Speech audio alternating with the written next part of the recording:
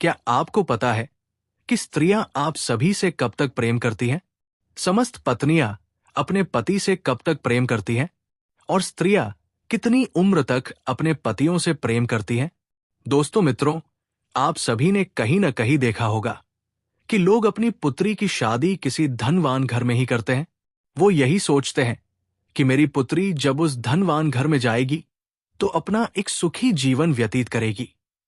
परंतु दोस्तों मित्रों, ऐसा कुछ नहीं कहा जा सकता कि उसकी पुत्री एक सुखी जीवन व्यतीत करेगी या दुखी जीवन व्यतीत करेगी। तो दोस्तों मित्रों, आज का प्रसंग बहुत ही रोचकमंद है। दोस्तों मित्रों, आज की इस वीडियो में आप सभी को एक सच्ची घटना बताने वाले हैं। इस घटना के माध्यम से आप सभी को पता चलेगा कि स्त्रियां कब तक पुरुषों से प्रेम करती हैं। दोस्तों मित्रों, आप सभी को पता है कि आज के कलयुग के समय में हमारे सभी पुत्र या पुत्री किसी न किसी से बातें किया करते हैं और जाने अनजाने में किसी न किसी से प्रेम कर बैठते हैं, और दोनों के बीच प्रेम हो जाने के बाद कोई संभव नहीं होता कि उन दोनों की शादी हो जाए।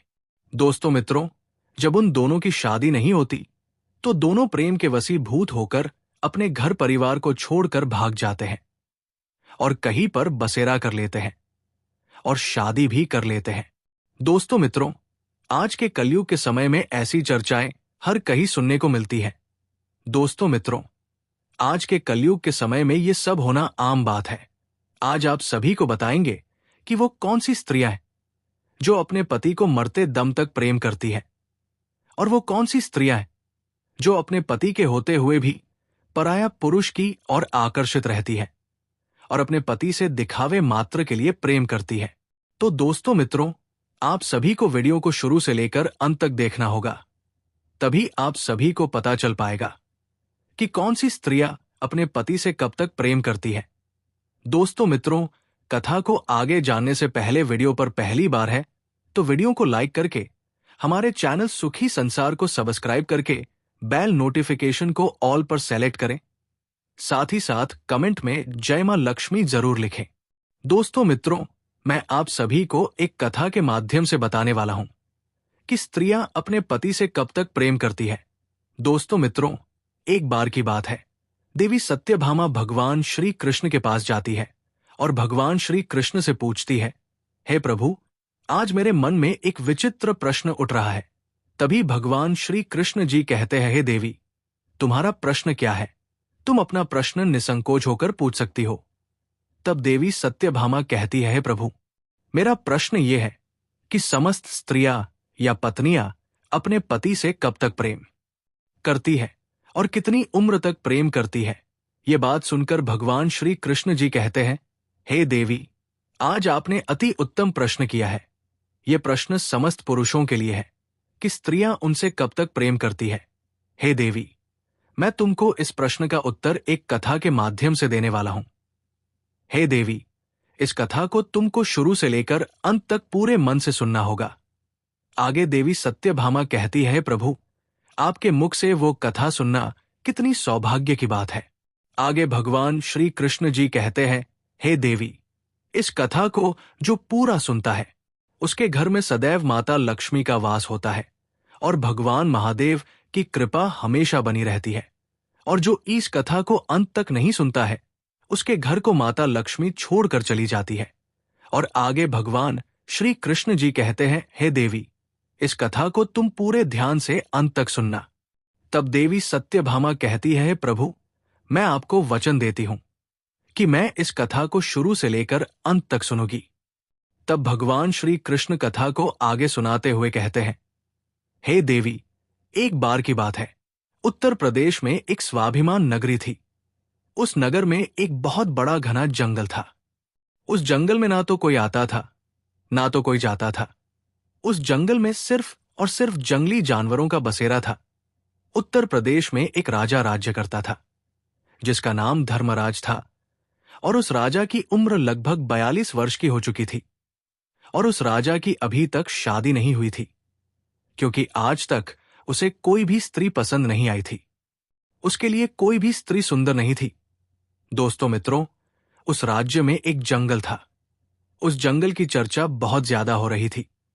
जब उस राजा ने ये चर्चा सुनी कि उनके नगर में एक जंगल है जहां पर ना तो कोई आता था और ना ही कोई जाता था, और उस जंगल में सिर्फ जंगली जानवर ही रहा करते थे, तो राजा वो खबर सुनकर उस नगर के जंगल में जाने का निर्णय लेता है और वह अपने मंत्रियों को आदेश देकर एक अश्व तैयार करवाता है, और वह राजा उस अश्व पर बैठकर उस नगर के जंगल के लिए रवाना हो जाता है।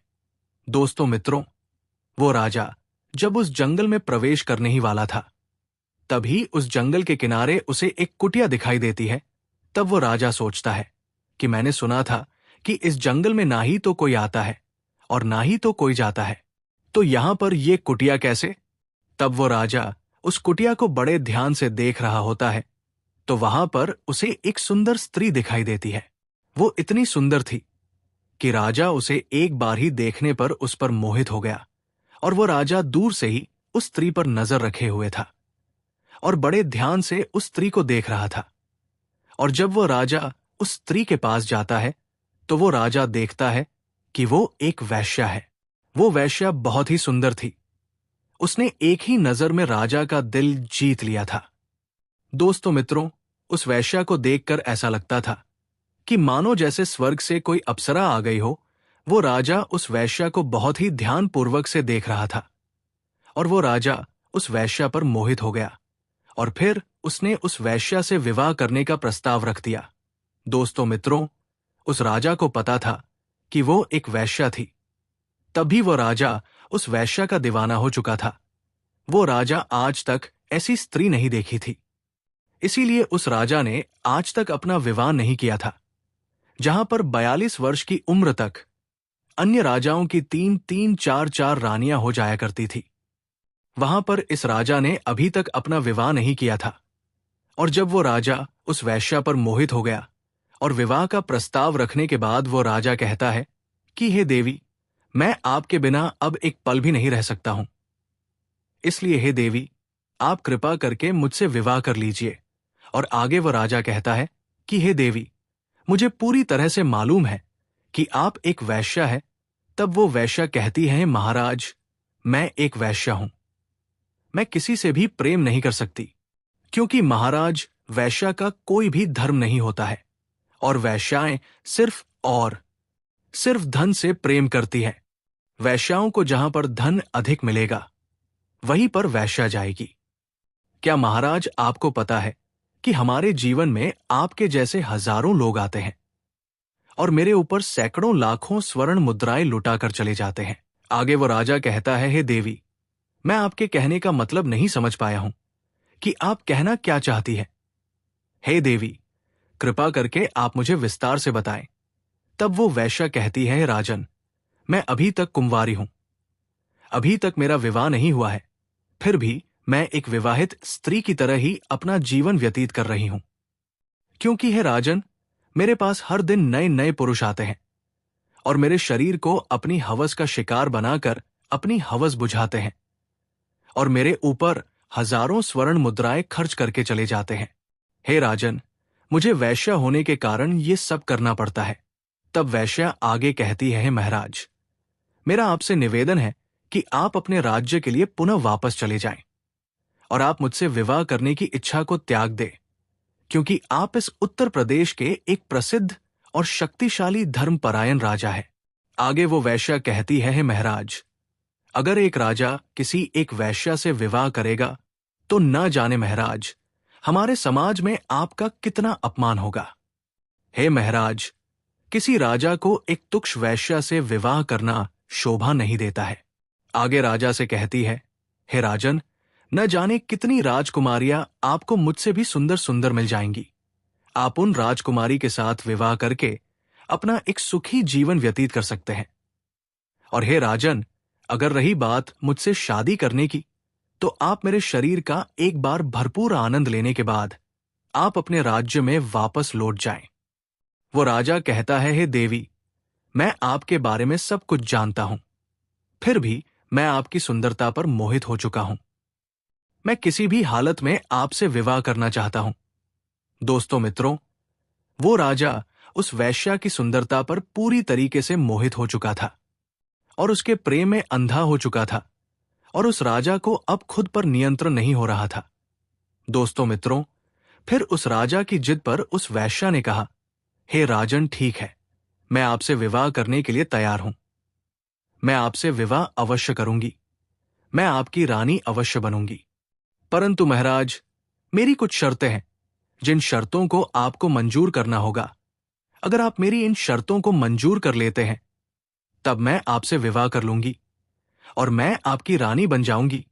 तब वो राजा कहता है, हे देवी, आप अपनी शर्त बताएं। मैं आपकी शर्तें अवश्य मानूंगा। आगे वो वैश्या कहती है कि हे महाराज, मेरी वृद्ध माता और पिता है। आपको इन्हें अपने राज महल में ले जाना होगा और मेरे माता पिता की अच्छी तरीके से देखभाल करनी होगी। और अगर मेरे माता पिता को कभी भी कुछ भी हो गया, कोई भी परेशानी हो गई, तो मैं आपके राजमहल को छोड़कर चली आऊंगी। और महाराज, मेरी दूसरी शर्त यह है कि आपके महल में रहकर मैं जो भी करूंगी, आप मुझे रोकेंगे नहीं। जिस दिन आपने मेरे ऊपर कोई भी पाबंदी लगाने की कोशिश की, तो मैं उस दिन आपके राज्य महल को छोड़कर चली आऊंगी। दोस्तों मित्रों, ये 2 शर्तें उस वैश्या ने रखी। और फिर वो राजा तो वैश्या के प्यार में अंधा हो चुका था। वो उस वैश्या की इन दोनों शर्तों को मान लेता है और उस वैश्या को वचन दे देता है और कहता है, हे देवी, आप जैसा कहोगी वैसा ही होगा, परंतु आप मुझसे विवाह करके मेरे राज महल चलिए, क्योंकि मैं आपके बगैर अब एक पल भी व्यतीत नहीं कर सकता। क्योंकि हे देवी, मैं आपसे बहुत अधिक प्रेम करता हूं और मैं आपके बगैर जीवित नहीं रह सकता। इसलिए हे प्रिय, आप देर न करते हुए मुझसे विवाह करके हमारे राज महल में चलिए और आपने जो शर्तें बताए हैं, मैं उन्हें पूर्ण तरीके से उन शर्तों का पालन करूंगा। फिर उस वैश्या ने राजा से विवाह कर ली। फिर अपने बूढ़े माता पिता को लेकर उस राजा के साथ विवाह आदि संपन्न करके वहां से राज्य महल के लिए प्रस्थान कर जाती है और वह राजा उस वैश्या को लेकर अपने राज महल में आ जाता है और वहीं पर दोनों एक साथ महल में रहने लगते हैं। और उस वैश्या के बूढ़े माँ बाप को एक सुंदर से कमरे में छोड़कर और सैनिकों को कुछ आदेश देकर वहां से चला आता है। जब ये बात वहां के प्रजा तक पहुंचती है, तो ये प्रजा को मंजूर नहीं था कि हमारे महाराज किसी एक वैश्या के साथ रहे। हमारे महाराज के लिए तो हजारों रानियां लाइन लगाकर खड़ी हो जाएंगी, परंतु हमारे महाराज ने एक वैश्या से विवाह कर लिया। दोस्तों मित्रों, उधर वो राजा उस वैश्या से विवाह करने के बाद उस वैश्या के साथ प्रेम पूर्वक अपना जीवन व्यतीत करने लगा। वो राजा अब तो राज दरबार भी लगाना भूल चुका था, क्योंकि वो राजा उस वैश्या के प्यार में इतना अंधा हो चुका था कि वो अपनी पत्नी को छोड़कर कहीं नहीं जाता था। वो राजा दिन और रात अपनी पत्नी के साथ व्यतीत करता था और पूरी प्रजा, मंत्रीगण राजा के इस हरकत से बहुत नाराज थे। अब वो राजा राज दरबार लगाना भूल चुका था। अब प्रजा को कुछ समझ में नहीं आ रहा था और एक मंत्री राजा को बहुत समझाता था, परंतु उस मंत्री के समझाने के बाद भी उस राजा को कुछ भी समझ में नहीं आ रहा था। फिर कुछ मंत्रियों ने मिलकर आपस में विचार विमर्श किया और अपने नगर के कुछ सतर्क चोरों को बुलाया और उन चोरों से कहा कि तुम्हें उस वैश्या की बूढ़े मां बाप की हत्या कर देनी होगी। इसके लिए मैं तुम्हें 5 लाख स्वर्ण मुद्राएं देता हूं। जब उन चोरों ने 5 लाख स्वर्ण मुद्राएं पाने की बात सुनी, तो वो चोर मंत्रियों से बोले कि मंत्री जी, आज आपका काम हो जाएगा। आज रात में मैं उस वैश्या के बूढ़े माता और पिता की हत्या कर दूंगा। आधी रात हो चुकी थी और रात का तीसरा पहर चल रहा था। तभी उन चोरों ने चुपके राज महल में प्रवेश किए और उस वैश्य के बूढ़े मां बाप के कक्ष में जा पहुंचे।